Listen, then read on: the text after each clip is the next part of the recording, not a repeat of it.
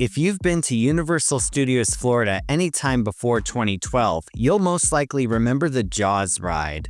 This insanely advanced boat ride remains one of the most ambitious theme park rides of all time, and for good reason. Its storytelling, use of live actors, and ultra-advanced underwater animatronics have made it a cult classic among theme park fans. The shark may be an animatronic, but that makes it even more horrifying to many. The fear of submerged man-made objects, commonly known as submechanophobia, certainly applies here. Many cringe and shudder at the idea of falling in with this massive, complex machine. And as it just so happens, one unlucky person actually did fall in with the shark. But what happened and why? Let's take a look at the 1990 Jaws ride incident right here on Theme Park Crazy.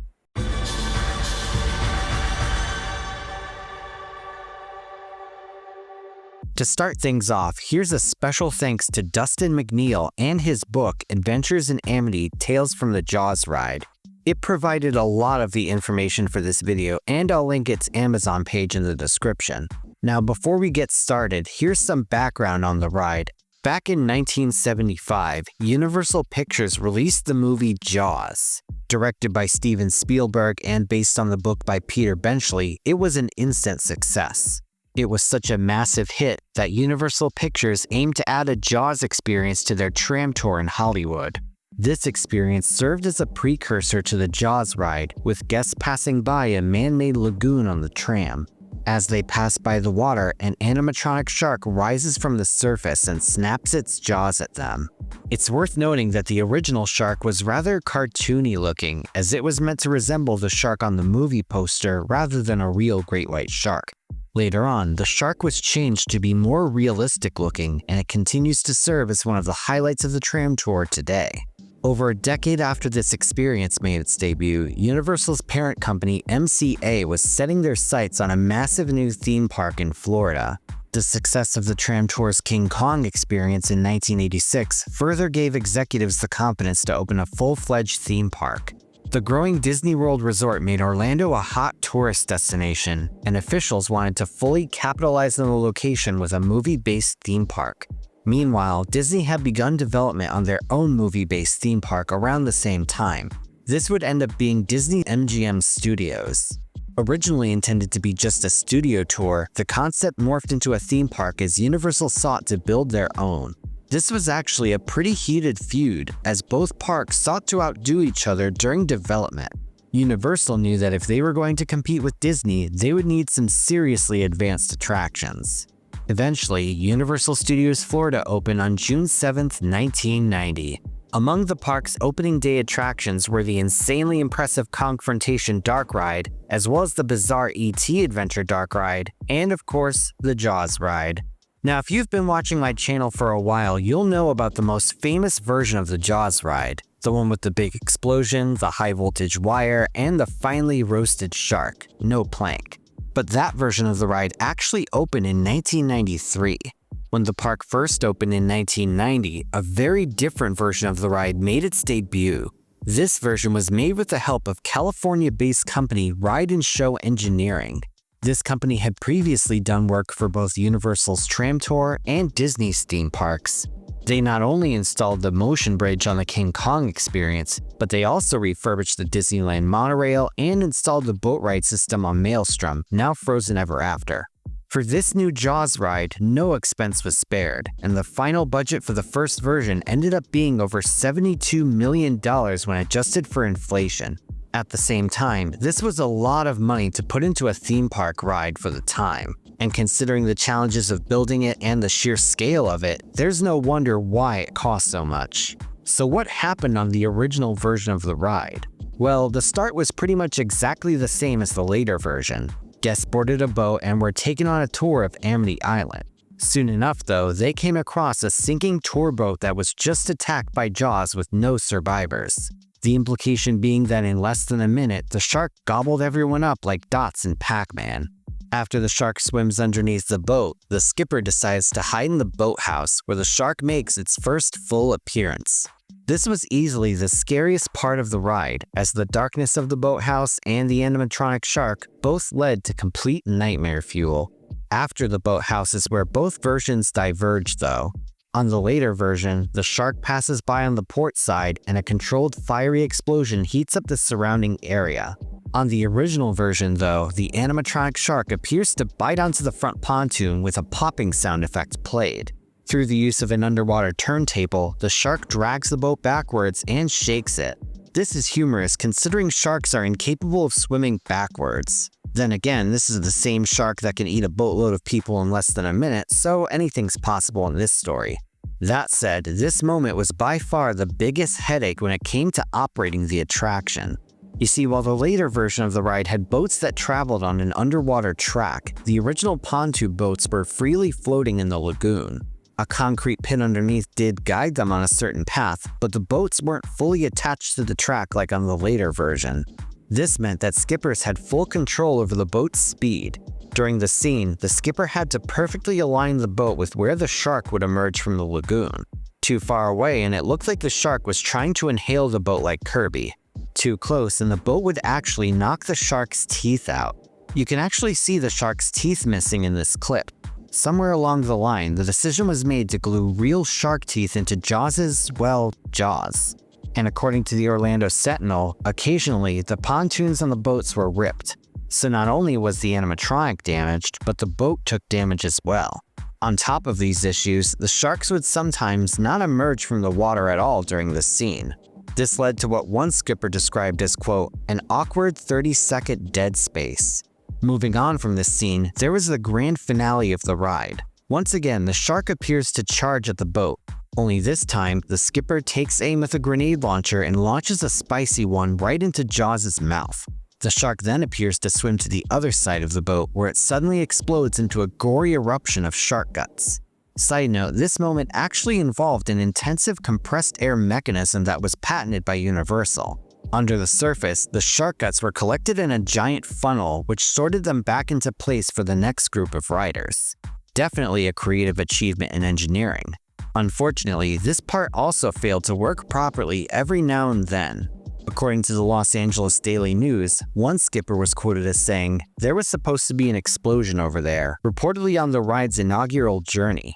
All in all, the new ride, while met with praise from those who got to experience it, was an operational disaster. It faced a ton of downtime and was only said to operate periodically. As if Universal didn't have a big enough migraine on their hands, one major incident in July would make things even worse. On an unspecified date that month, bank officer Anthony Salamone of New Jersey had boarded the Jaws ride with his children. According to Salamone's lawyer Michael Diamond, a broken railing led to Salamone falling off the boat and into the water. Diamond added that after falling in, the shark started swimming right towards Salamone. This caused Salamone's children to scream that, quote, "The shark's gonna eat daddy." Afterwards, Diamond said that Universal employees tried to fish him out of the water, only for him to slip and fall in again. By the time they were able to get him back on board, the other riders applauded, thinking it was part of the show. In the end, Salamone was left with a scraped leg, bruises, and a cold from being wet. According to the Orlando Sentinel, Universal's in-house lawyer Ron Sykes disagreed with Diamond's account of the incident. He declined to comment any further and also declined to say if anyone else had fallen off the boat. Later that year, Salamone filed a lawsuit in New Jersey federal court seeking $1 million. He alleged that the company and its employees were careless and negligent in maintaining the ride. However, the lawsuit was eventually moved to the U.S. District Court in Orlando in 1992 at the request of Universal. Unfortunately, not much was heard of this lawsuit since then, and most likely the parties ended up settling out of court decades ago. As for the incident itself, what the hell happened? How did Salamone fall in? Where did he fall in? Was it the park's fault, or was he standing up? The lawsuit only gave us his point of view, and Universal refused to comment. Luckily, the Tales from the Jaws ride book helps give us a better idea of what happened, and the details make the incident even more terrifying. In an interview with ride skipper Jeff Clay, he described the event as it happened that day. Though he wasn't driving the boat, he was still at the park as a lead. According to Clay, the incident happened on the part of the ride where the shark latches onto the boat. Apparently, the guest fell against the safety bar at this point. As you can see from this image of the boat, the safety bar is the only thing separating riders from the edge of the boat. Clay said that the bar either had a missing or broken pin, which caused it to come off altogether, sending Salomon into the lagoon. Clay said, quote, "That's where we had the biggest, deepest pit with the most machinery in the entire lagoon. It was the absolute last place you would want to fall overboard." Now here's where things get especially horrifying. Though most of the lagoon was said to be around 4 feet deep, the shark animatronics were kept in deeper pits to fit the necessary machinery. In order to make repairs outside of park hours, dive technicians would have to be sent down at night to make the necessary adjustments. In a separate interview with skipper John Bernard, he described how terrifying this process was, saying, quote, "I remember something one of the dive technicians told me. These guys were tough as nails mechanic types. They would be working on jaws at night, making repairs where needed. If the repairs couldn't be done above water, then the techs would have to dive down into the lagoon. Again, this is at nighttime. Some of those pits were quite deep. The deepest was in scene 4 where the turntable from the original ride was. That pit was like 30 or 40 feet deep. They told me how incredibly scary it was diving down into the murky darkness at night and suddenly coming face to face with this huge frozen great white shark.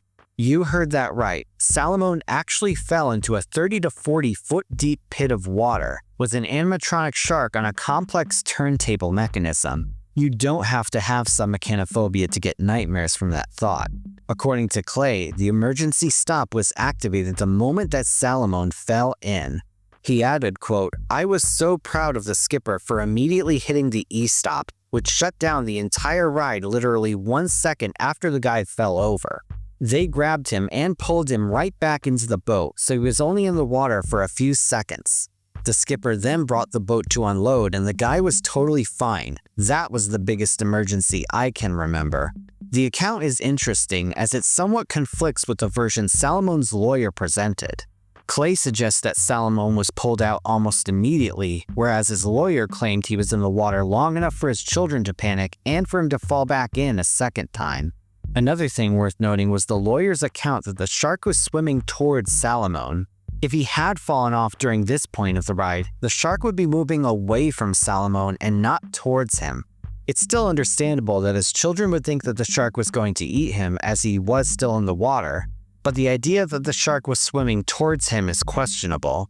Regardless of the exact details, there's no doubt that this was a serious and terrifying incident. The thought of falling into an industrial pit with a massive moving animatronic shark surrounded by unseen mechanical components is the stuff of nightmares. Even if the shark was only moving for a split second, that must have been enormously unsettling to be in the water. When all was said and done, this incident only added to the long list of problems Universal was facing with the original Jaws ride.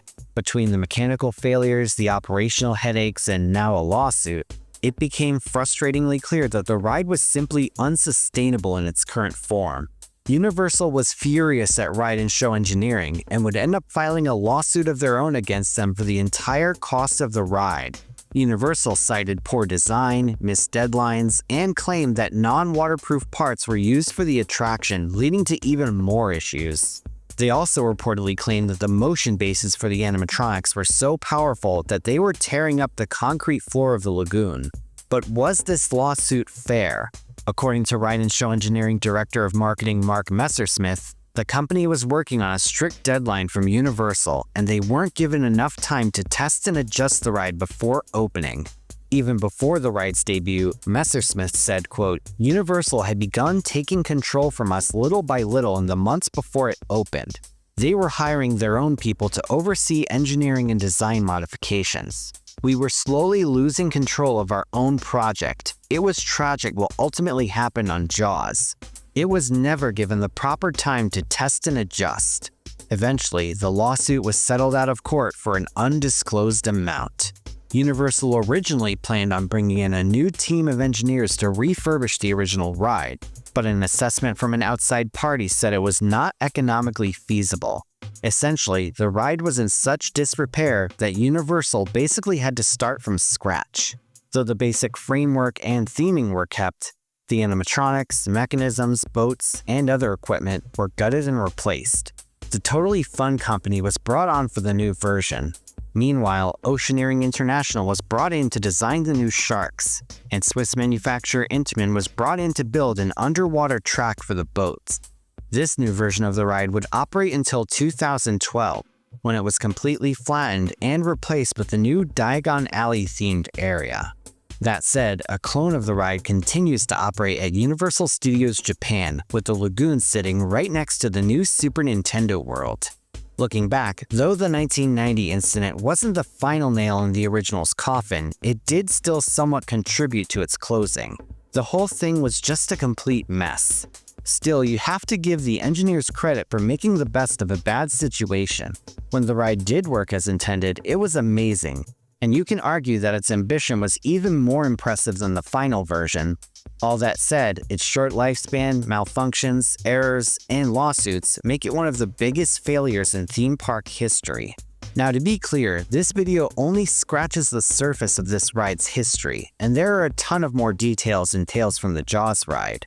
So once again, you can get the Kindle version or a physical copy at the link in the description. Now it's time for the comment shoutout program. This is where I take 5 random comments from my previous video and read them out. These comments come from my video on insane Japanese roller coasters. OK Yaraman says, I guess Gao is the closest we'll ever get to sliding down a dinosaur's back like Fred Flintstone. Sarah Forrest 42 says, you should do a video on the roller coasters in Canada. Is there anything else other than Canada's Wonderland? Skrillex Was Taken says, definitely a bucket list country for insane rides. Senator Cthulhu 1815 says, I'm definitely visiting Fuji Q-Land on my 3rd trip to Japan this year. I rode Thunder Dolphin 3 times last year and will a few more times this year. The first drop is way more intense than any video can give it credit for. And Kyle the Mighty says, so if that coaster needs more reinforcement due to being in an earthquake-prone area, why are coasters at Knott's or Magic Mountain not the same? Or are they and I haven't noticed? If you want to see your words in my next video, leave a comment down below and it may be selected. Please note though that inflammatory or spam comments will not be read. Thank you all so much, and if you want to support me on Patreon, you can do so once again at the link in the description. Thanks for watching, everyone. Feel free to like, share, and subscribe. You can follow me on social media on Instagram and Facebook, or you can check out my website at themeparkcrazy.com. This is Theme Park Crazy, and I'll see you all next time.